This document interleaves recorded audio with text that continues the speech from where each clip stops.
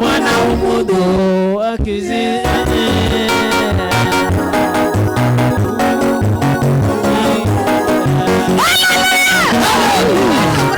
Tangi kirakataza haleluya kuri uwo mugwayi. Imara nenda ashobora kubyina ndaje kwicara. Bwana sifiwe. Haleluya. Nagize umwuka kuzitanga babyina umukunga numva baramije, numva umukunga wavuze. Ndavuga ngo ubutaha hano n'ishu zobyina. Bwana sifiwe. Amen. Tuzadutahura icyo Yesu yatugize cyo mu gihe tukibishoboye. Niko Roza yarinze aravuga ngo tumia akili yako vizuri na utuwali na kupasa shetani anakutamani wewe simama tupange sawa sawa tumia akili yako vizuri na utuwali na kupasa wewe simama.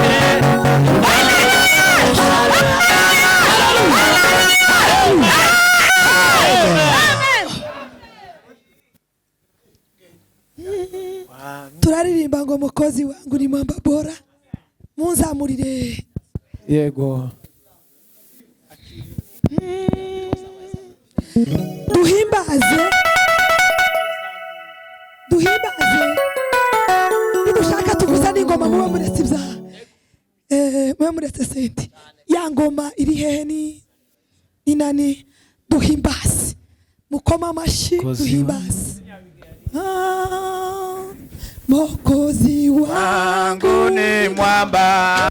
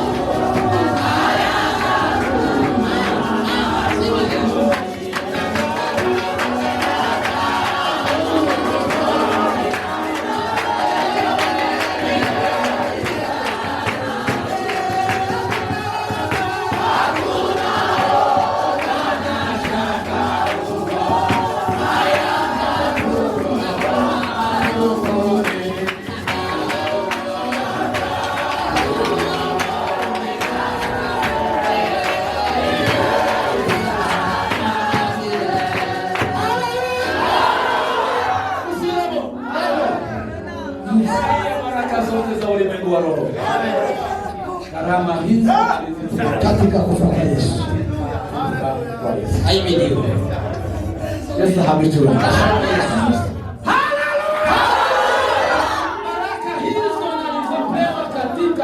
Katika Yesu. Bwana Yesu asifiwe.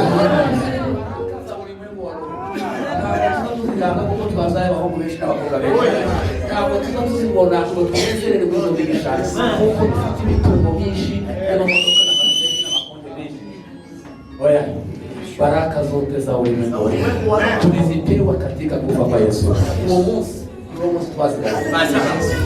Amen. Haleluya. Bwana Yesu asifiwe. Bwana Yesu asifiwe.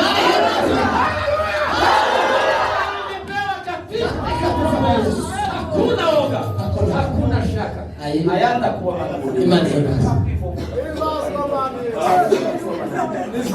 Nakao.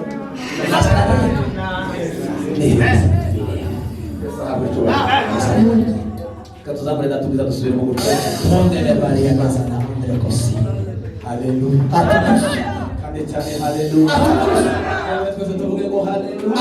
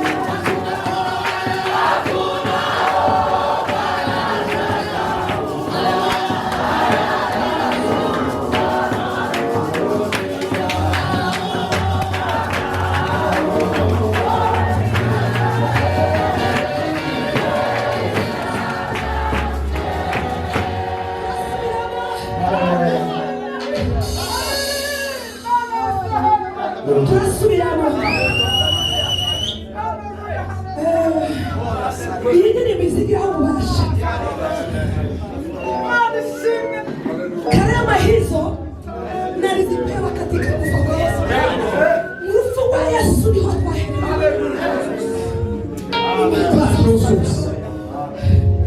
nguvu wa Yesu ni wa kwaherewe. Nijoro nalikotekereza indirimbo ivuga ngo hururuka manege bustanini. Sasa nafurahi kwa sababu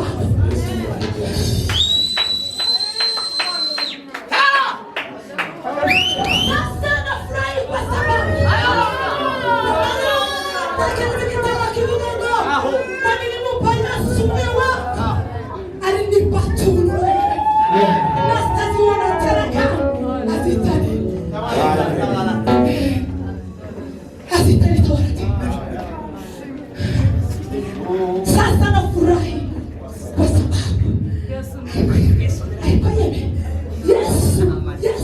Yesu ni rafiki.